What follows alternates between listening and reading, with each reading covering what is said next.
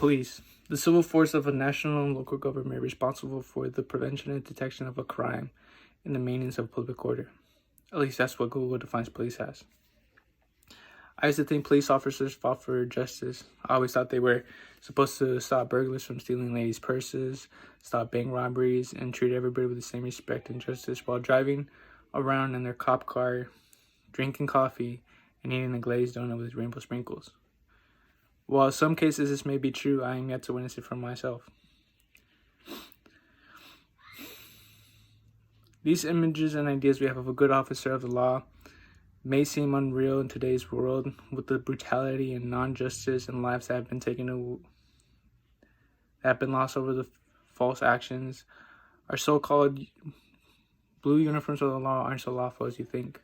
Nowadays, you go on the internet and you see videos of police pulling people out of their car windows, driving them in headlocks for no apparent reason, women and children being jumped by multiple men in blue, even having their knees on their neck, having their own lives being taken away, while taking advantage of their power just because they work under the government. There are 50 states in the United States, 50 states which each has its own police system in each city. After looking up numbers of police brutality cases, I found a website called mappingpoliceviolence.org. It shows a number of reported brutality around the U.S. itself. And only in 2020, there have been more than 900 cases of reported police brutality.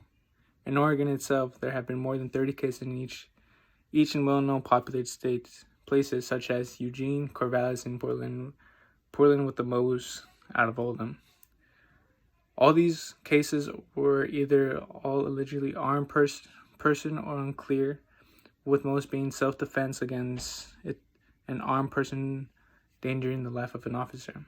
While the cases in Oregon may not be police brutality, there are plenty of other places that do.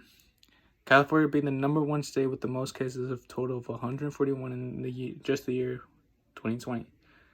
19 of these were unarmed, but the total from the year 2013 to 2020, there has been 20 plus unarmed cases, all with only 20 of them only being convicted or charged with the crime, all found in with the same resource. 2020 has been a crazy year, with the incident almost causing World War III, the forest fires in Australia, and COVID-19. But there was a big incident that caught the world's attention, and it was the death of George Floyd. Many were shocked by the incident that occurred in Minneapolis, Minnesota. A middle-aged man by the name George Floyd was killed by Minneapolis police. A video showed of George chest down in the concrete ground while Officer Derek Chauvin had his knee on George's neck for over 5 minutes, killing him while George cried out for help and screamed he could not breathe. Based off NY Times, around 8 p.m. on May 25th, police were called by a store clerk who claimed Floyd was paying with a counterfeit of a $20 bill, trying to buy a pack of cigarettes, only to find out later that it was real.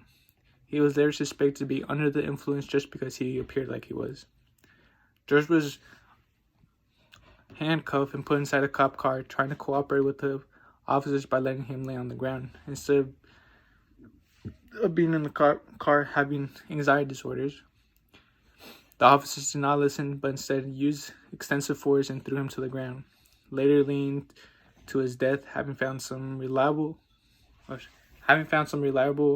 information from OCHR.org, police are supposed to, in a clear, understandable language and of available legal material, medical, physiological, and social assistance, and if they so desire, put them directly in a contact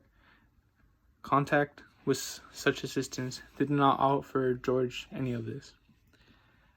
There should be a change in the police force. Nowadays, it just seems like people don't fear getting pulled over and getting a ticket, but rather if they will become the next victim who pops up on TV for police brutality. Things need to change. There are more than 800,000 sworn law enforcement officers in the year 2020, just in the United States. law enforcement kills about 1,000 people a year, and in the year 2005, 121 officers have been arrested or charged of murder.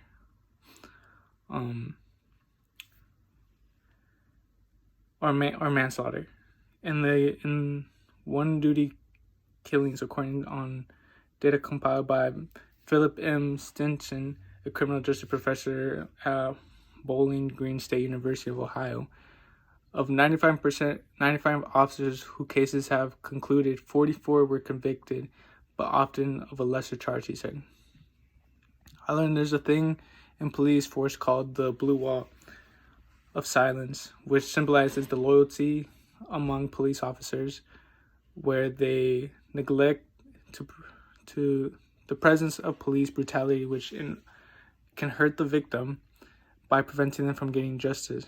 To this day, the blue wall and police brutality have been and continue to be protected and facilitated with the police culture.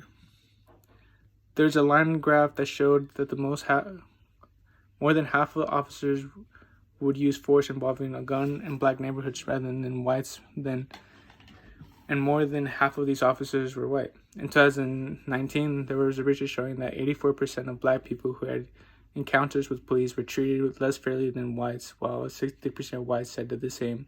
Even though both sides are being treated the same, there's still a big difference. There's a hole of corruption in our so-called protectors.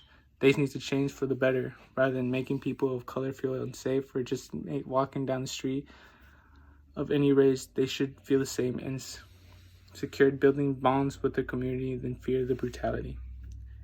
As long as the blue wall is up and there is no justice or safety, people of racism, injustice, or corruption should be let go to have the better future and put a better name on the police rather than dirty pigs. There are multiple ways to change things.